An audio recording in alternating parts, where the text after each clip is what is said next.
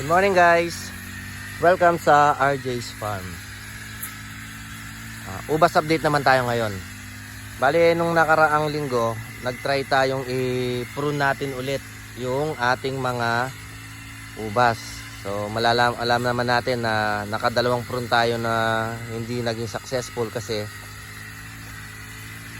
tumaan yung mga bagyo kaya nasira yung mga ubas natin. Ngayon, December, medyo maganda na yung panahon ngayon at wala na masyadong bagyo. So sinubukan uli natin silang i-prune. Ito yung mga Black River natin tsaka yung Brazilian. Ito 1 week to, naglabas naman sila ng bunga ng flowers. Ayan, naglalabas na sila ng flowers.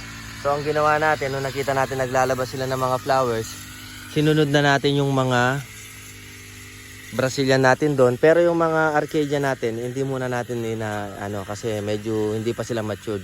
Baka sa January na natin sila i-prune. Tapos yan, inuumpisa na natin silang bungkalin kasi aabunuhan natin tsaka papatubigan. And then yung ginras cutter na rin natin din, ginras cutter na rin ni Tatang para magandang, para pag natunaw tong mga damo, magiging fertilizer yan. Nagsubok na rin tayo. And then ito pala yung mga katauban natin na rootstock, nagagawing rootstock. Ayan, ito sila ngayon. Inaayos na rin natin sila para kung sakali magdugtong na lang tayo dyan. Yung mga bakanting lang, yun ang natin, tinaniman. So yan, malinis na siya. Para pagdating ng, kung bibilangan natin 90 days yan So December, January, February, bandang March, hopefully magbunga sila ng marami. Kasi wala na masyadong bagyo nun At saka base sa experience namin, mas magaganda yung mga bunga nila pag pag summer talaga. Pag tag-ulan talagang hindi sila pwedeng mamunga. Makikita nyo nandito yung isa na maraming bunga. Ito almost 1 week, 2 weeks na to Ayan, naglalabas siya ng bulaklak. Ayan, ang haba pa niya.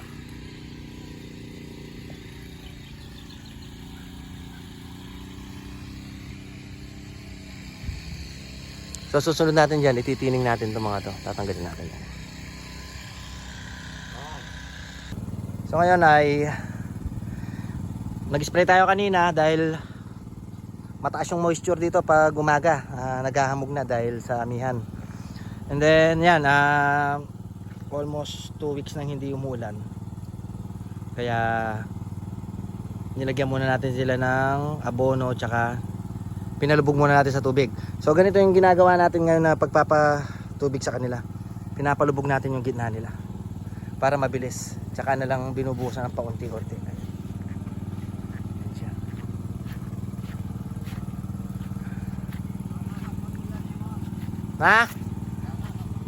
Oo, ayan, pupunuin natin para sumipsip sila sa gitna kasi malalayo na yung, kahit hindi natin sa mismong puno niya, para mabilis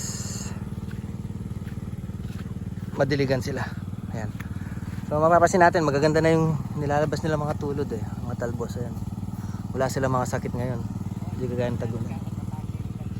Ang kalahati, kabila kakatan So siguro maghapon to natin palulubugin. Alternate naman natin pinapalubog dito. So mamaya i-update natin matapos.